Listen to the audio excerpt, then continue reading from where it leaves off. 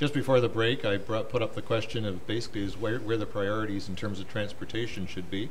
Should we be putting the stress on GO Transit and completing it out past Bowmanville, or should we be spending our money on the 407? Who wants to go first? I'd like to go first on that one. That's a major area of my platform. It's an economic development question. Unfortunately, because we don't have very many medium-sized companies in the Durham region, a lot of people in the Durham region must go into Toronto to get a good job that's challenging. If we understand economics, economic development happens between major urban centers on major axes of transportation. If we complete the 407 to the 115 and the 401, we will see an explosion of development along that corridor. That will enable us to be able to attract medium-sized companies to Durham region.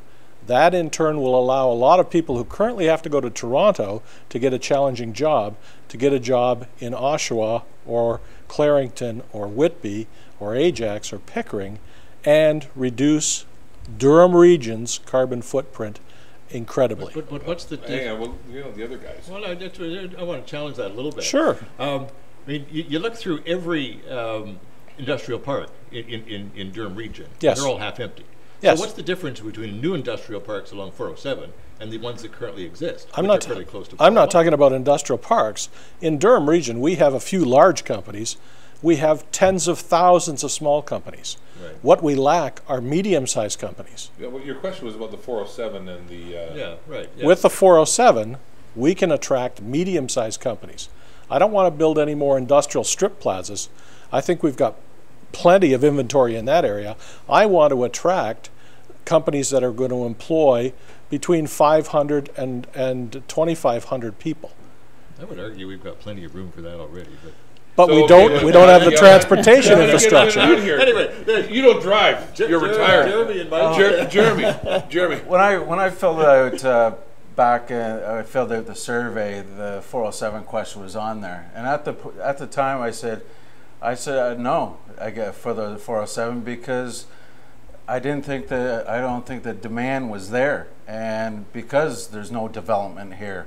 And it turned out they ended up stopping it at Simcoe Street. And you know, I wish the province would plan things better, because the same as the GO train, I've learned that the region doesn't even have engineered documents to bring the train out, and that's why they're not. There's big delays. Yeah. So, you know, at the region level, the planning stages, you know, they force people out of their houses for the 407, right? Generations of farms, and they stop it at. Yeah, I get what you're saying, but I guess the question is, you know, 407 GO train. You know, Kevin raised an interesting point. Access of transportation. I mean, we don't have to go that far to look at Mississauga, and not that we want to be that, but if we have no employment out here, then we have more people traveling by car out of here to go to Toronto. Creates more of an environmental damage as far as I'm concerned, and we don't have, you know, all we're going to have is a bunch of hairnet and name tag jobs out here. Mike. Exactly. And by having it stop at Simcoe is the most foolhardy thing you wanted to have. Simcoe is a main thoroughfare going north to Port Perry and on. Stopping there, you're creating a bottleneck within a small community that can't handle it. It should have gone for, even if it went further east, there's Curtis Road, which is not as populated, where you could have reduced the traffic flow and had a better movement of it.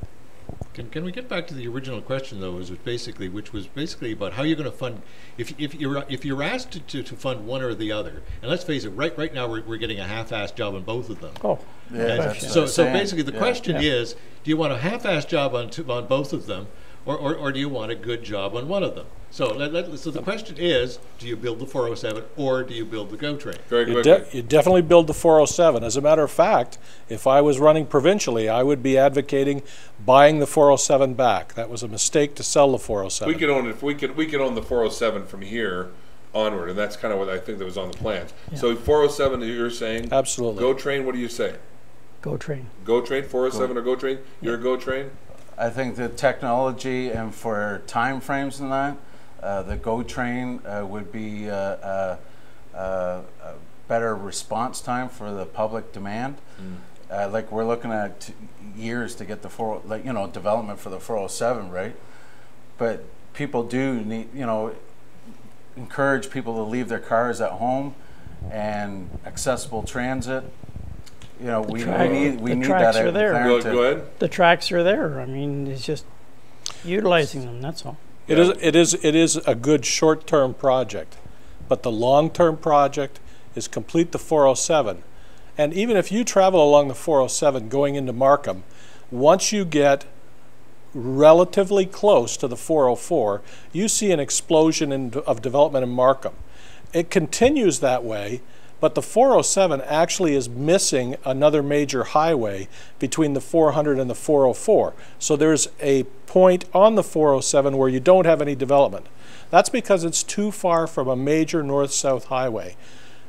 If we see the development coming out here, we need another major north-south highway on the west side of Durham to connect the 407.